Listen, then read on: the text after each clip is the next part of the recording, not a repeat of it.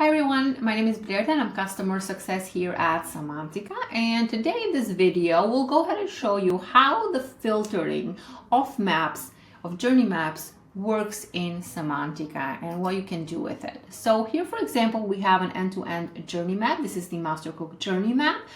This journey map is quite extensive. It has two personas linked to it. We can also see here at the top some data, so we can see the perceived sentiment, and we've also integrated some data here through Qualtrics, so we can see the CSAT, the global CES, NPS, and so on. And then, of course, like I mentioned, this is an end-to-end journey, and then we can see the phases and stages from pre-sale and awareness to post-sale here and advocacy. We have some typical lanes within the journey as are within the journey map. So like we have the stage description, stage images here. We have interaction, sentiment map. We can also see some feedback data that we saw aggregated here at the top. And then of course, the pains lane, opportunities lane, and so on. So in terms of filtering the journey maps in Cemantica, that is very, very simple and very easy to do. Here under the filter view, we can select what we want to show. So we want to select what we want to see within the journey map. So for example, let's say that I only want to view one specific stage. So then I would go ahead and let's select awareness, for example. So here now we can see everything, all the information that comes along with the awareness stage, and then with the pre-sale stage here. So we can see the stage description, image, the interaction, all of this information that belongs to this specific stage and phase.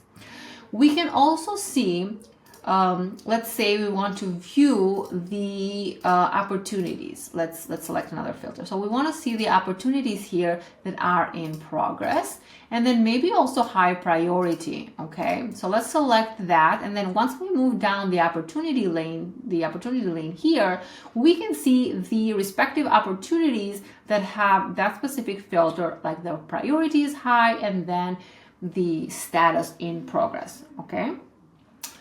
Now, let's say that we want to see only certain lanes within our map, okay?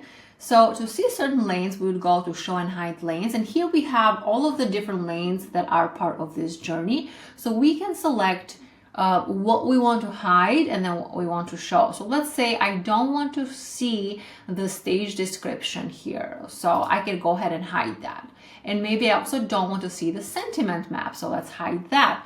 So here now we have the phases, the stages, stage image, interaction. We don't have the sentiment map, we just hid that. But let's say if I want to revert it, we can just easily here select it. Same with stage description. So now we can also see the stage description, okay?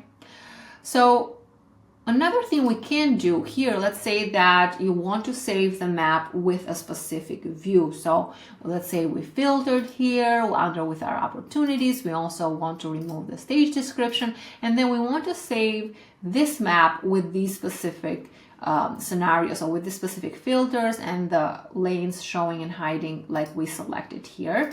We want to save this view. We can go ahead and save as. We can give this a name, and then select if we want this to be private, only showing to us, or public so everybody can see it. And then we select save. Once we save it, then we have the option here to take a look and find it under the views menu.